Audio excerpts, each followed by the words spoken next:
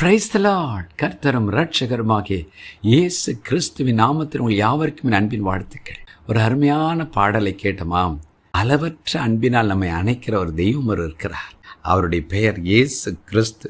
அவருடைய அளவற்ற அன்பை நாம் சிலுவையில் பார்க்கலாம்.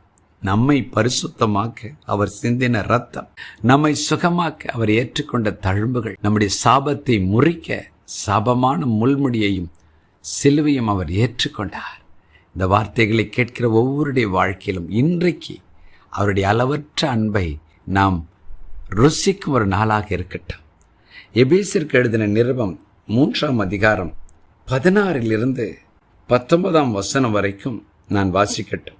நீங்கள் அவருடைய ஆவியினாலே உள்ளான மனுஷனில் வல்லமையாய் பலப்படவும், விசுவாசத்தினாலே கிறிஸ்து உங்கள் இருதயங்களில் வாசமாயிருக்கவும், நீங்கள் அன்பிலே வேரூன்றி நிலை பெற்றவர்களாகி சகல பரிசுத்தவான்களோடு கூட கிறிஸ்துவனுடைய அன்பின் அகலமும் நீளமும் ஆழமும் உயரமும் என்னதென்று உணர்ந்து அறிவு கெட்டாத அந்த அன்பை அறிந்து கொள்ள வல்லவர்களாகவும், தேவனுடைய சகல பரிபூரணத்தாலும் நிறையப்படவும் அவர் தமது மகிமையினுடைய ஐஸ்வர்யத்தின்படியே உங்களுக்கு அனுக்கிரகம் பண்ண வேண்டும் என்று வேண்டிக் கொள்கிறேன் என்று பக்தனாகிய பவுல் சொல்கிறார்.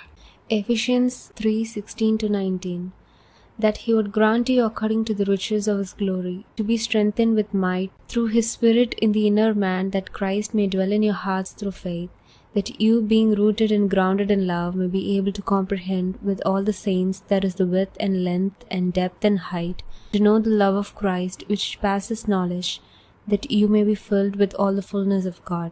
பாருங்கள், தேவனுடைய பிள்ளைகளுக்கு தேவன் கொடுக்கிற ஒரு ஆசீர்வாதம், அவருடைய ஆவி நம்முடைய வாழ்க்கையில் வரும்பொழுது நம்முடைய உள்ளான மனிதன் வல்லமையாய் பலப்படுவான். அந்த பலப்படும்போது நமக்குள் ஒரு பெரிய சந்தோஷம், தெய்வம் எனக்குள் வாழ்கிறார், அவருடைய அன்பு என் வாழ்க்கையில நிரம்புகிறது என்ற ஒரு பெரிய சந்தோஷத்தை கொடுக்கிறார்.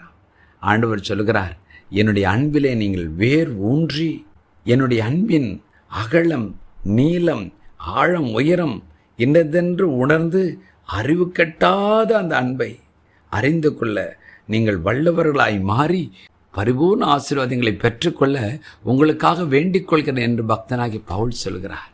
ஆம், இன்றைக்கும் நம் ஆண்டவரை பார்த்து கேட்கும், ஆண்டவரே, உம்முடைய அளவற்ற அன்பினால் என்னை ஆசீர்வதித்து என்னுடைய உள்ளான மனிதனில் நான் வல்லமையாய் பலப்பட உம்முடைய தூய ஆவியின் நிறைவை தாரும்.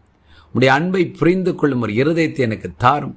உம்முடைய பரிசுத்த ஆவியினால் உம்முடைய அன்பை என் இருதயத்தில் ஊற்றப்பட்டபடியால் அந்த அன்பின் அகலம் ஆழம் நீளம் உயரத்தை நான் அறிந்து கொள்ள எனக்கு இரக்கம் தாரும். நானும் அந்த அன்பை புரிந்து கொண்டு அநேகருக்கு அந்த அன்பை வெளிப்படுத்த, உம்முடைய வல்லமையை வெளிப்படுத்த, உம்முடைய பரிசுத்தத்தை வெளிப்படுத்த எனக்கு கிருபை தாரும் என்று ஜெபம் பண்ணுவோமா? ஜெபம் பண்ணுவோம். பரலோக பிதாவே, என்னோடு இணைந்து ஜெபிக்கிற ஒவ்வொருடைய வாழ்க்கையிலும் அப்பா, அந்த அளவற்ற அன்பாகி உம்முடைய அன்பை அறிந்து கொள்ள எங்களுக்கு கிருபை தாங்க.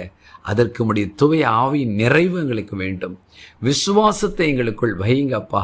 ஆண்டவரே, அந்த அன்பை உணர்ந்து கொண்டு நாங்களும் அநேகருக்கு அந்த அன்பை வெளிப்படுத்த, சத்தியத்துக்குள் அநேகரை கொண்டு வர உம்முடைய நாமத்தை மகிமைப்படுத்த எங்களுக்கு கிருபை தாரும். இயேசுவின் நாமத்தில் பிதாவே, ஆமென்.